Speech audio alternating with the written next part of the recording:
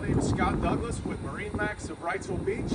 Today we're going to take a look at the 2024-17 Montauk. We ordered this boat in light blue with the red whaler logos. You'll notice the low profile rails here, so you don't have the big high bow rail up front. We've got a nice bow cushion that is hinged, so you can access your fish box built in here and your anchor storage here.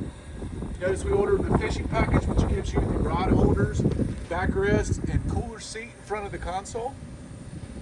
Moving towards the back, you'll notice the teak steps, which is the teak package that comes with this boat. So you have teak side steps and teak on the swim platform as well.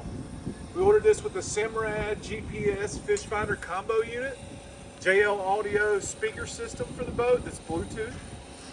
We also have a helm rest here that you can stand. It creates like a leaning post or flip it back, so you've got a nice seat built in there.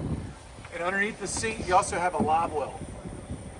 Notice the jump seats in the back, which you can remove if you don't want, give you a little more space, but you've got two nice seats on either side of this 115 horsepower Mercury engine.